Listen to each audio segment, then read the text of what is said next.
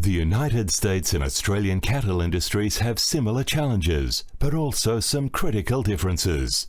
According to my research, I found that variations with industry comparisons reveal the US has a much fairer, transparent grading system for their producers, with Australian producers receiving less value for their trimmed animals, resulting in the US producers having a more financially viable cattle industry than ours. Any beast sold here by direct consignment results in a certain amount of trim being taken off a carcass prior to scales. Under the Aus meat standards, carcasses are dressed and trimmed according to a standard definition for all major meat species. The carcass is then weighed hot at the end of the slaughter process. Carcass weight affects processing costs. Heavier carcasses are more efficient for the abattoir, as unit processing costs can be offset against the increased kilograms of red meat yield in the burning room. The weight of a carcass is reflected not only in kilograms of meat yield, but also in the size of individual cuts, and therefore impacted on consumer requirements. Both these steers weigh 600 kilograms live weight, with equal time off feed prior to processing.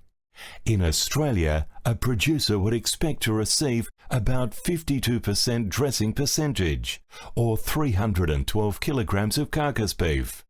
The clone processed in the US would expect to get around 67%, 372 kilograms.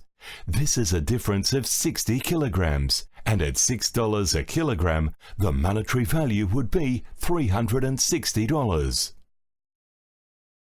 Processing in Australia under Ausmeat standards will see channel fat, offal, kidney fat and sizable trim removed prior to the scales. Under USDA rules, trimming prior to scales is strictly forbidden, with fat and trim remaining during weighing. Slaughtering the cow removes the head, tail, organs, blood, hind and any inedible parts of the animal. This can be a loss of around 48% of the beast's body weight, with byproducts of significant value remaining the property of the processor. Producers not knowing the formula processors work on to give a price on the whole animal. Some people call the byproducts the fifth quarter, which producers here don't get paid for. Again, in contrast, United States have very strict rules governing producers' share of byproducts, and this is all published on a regular basis. Added to that, the US producer gets a percentage share of the value of the byproducts.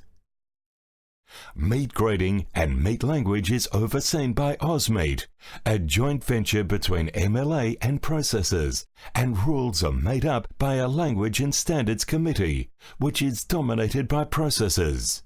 In practice, if a processor wants to take excessive amounts of fat and trim, it would be very simple to do and almost impossible to prove. In the Australian works, we see graders employed directly by the companies.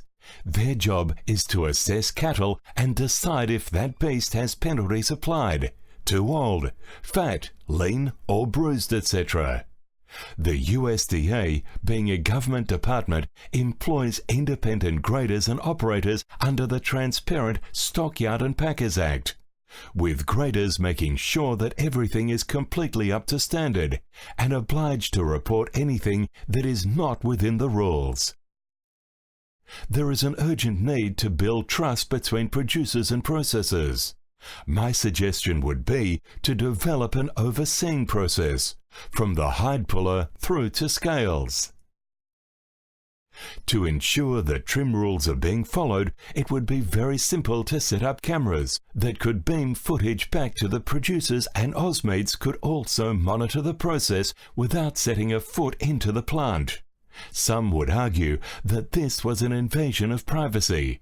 However, it must be remembered that the carcass remains the property of the producer until the carcass is actually weighed.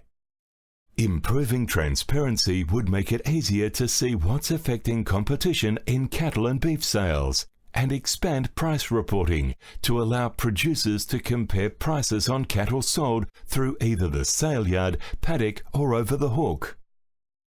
One thing is certain: Australian producers are kept in the dark, receive less value for their trimmed animals, and fed the wrong information, while US producers have a more financially viable, open, and transparent cattle business. In my opinion, a review is warranted.